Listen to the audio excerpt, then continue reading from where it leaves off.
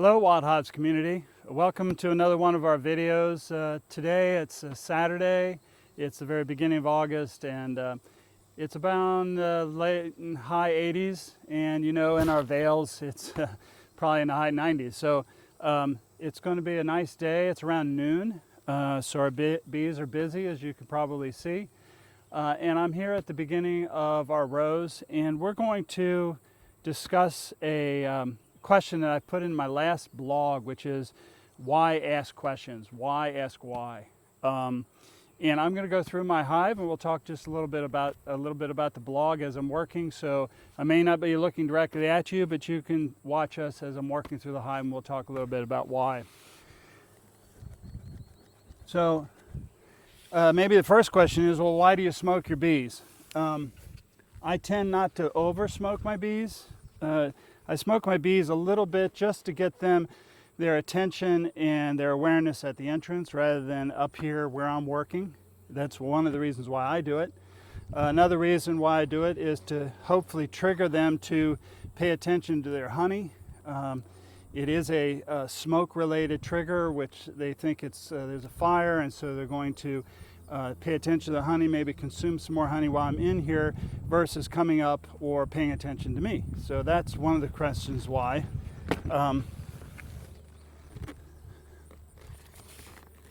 We have a fully insulated lid. You might ask why. The reason we do that is because our hive is fully insulated, and we feel like we want to create a hive that is that mimics our trees. That the natural habitat for a bee is in a tree cavity, which has a lot more insulation on the top, but also insulated all the way around. And that's what our hives do. Lands hives, insulated lands hives, mimic a tree cavity. So one of the things we do at this time of the year is we don't go all the way through our hives. We simply look at the end here, and we try to determine how big the colony is by how many bees are in this area and as we go in. One of our tasks today, and you'll see, is I'm going to stop at some point as soon as I find the brood.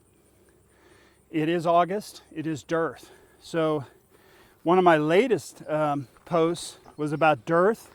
You should check that out and see some things that you should be aware of during the dearth time. One of the big questions, especially during dearth, that people ask, and this is just a frame at the end, so I'm expecting it to be have nectar in it, which it does.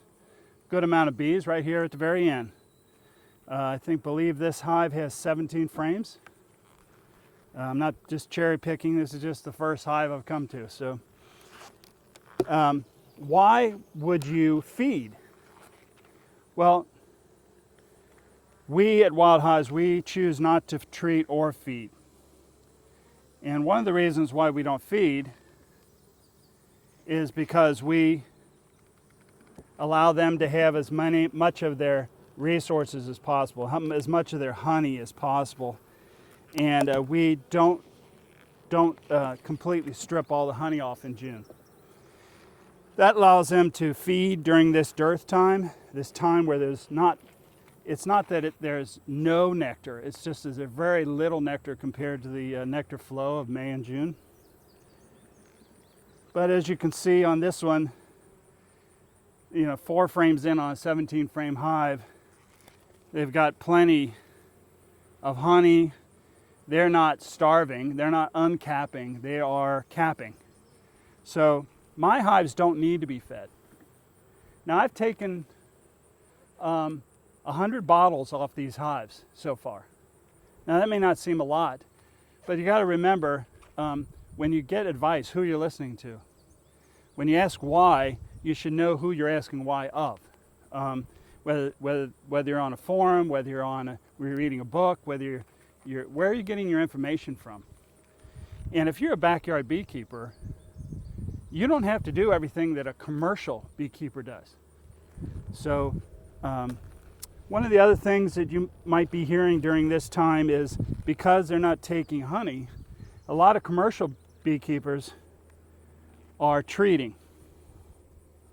Another good frame of honey. They're treating because they know they don't have to worry about their honey and taking treated honey off. So they're treating. We don't treat. Why don't we treat? Because we would rather work with survivor stock bees that, just like in the wild, they are starting to build their own resistance, their own immunity, both internal, intrinsic immunity, which is in their body against diseases, but also extrinsically, which means the behaviors, their habits, whether they groom a lot, whether they uncap. These are the type of bees we want to work with. I don't want to work with a colony that just constantly is dying and I have to treat them. All I'm doing there is propping up, and you can see here, this is the brood area. There's no brood right now. There used to be brood here not too many weeks ago. But in dearth, bees will naturally stop laying as much. And if they're laying too much, the workers themselves will cannibalize and eat the eggs to make sure that the colony size is managed to fit the season and fit their resources. Now, a commercial operation may not want their colony to shrink and expand, well, but that's okay. I mean, that's what a commercial business has to do. That's not what you, with your couple hives in your backyard, that's not what you have to do. You can choose to do that. I'm not saying what they're doing is wrong. I'm just saying it's right for them as commercial business. So as I go through this, again, what I'm looking for is the brood area, because I want to kind of see the approximate size of the colony. That's both the bees that have emerged, but also how much brood is here. So I'm going to keep going through these. I would really encourage you to continue to ask questions. Don't feel like you have to go to a club meeting and be told something to do and not ask questions. It's okay. You don't have to feel ostracized if you feel like you want to not feed or not treat. But if you don't, have a reason why. Research. Check out our blogs at Wild Hives. We have close to 40 scientific-based blogs, research articles at the bottom. You can read the research yourself or read my summary of the research. But I really encourage you to continue to ask questions. Make sure your bee management processes, especially you as a backyard beekeeper, a hobbyist, are based on what you want and based on information and based on an understanding of what commercial people might need to do because of their own management processes. If they take all the food away, certainly they have to backfeed and feed. If they want larger colonies that are not as natural, then certainly they need to feed. Certainly they need to treat at this time of the year because they're not taking honey. So just understand the whys, and it'll help you be a lot better beekeeper as you go along in your journey. So this is Wild Hives. Hope you enjoyed this little short video, and please go check out our blogs. So see you later, Wild Hives community.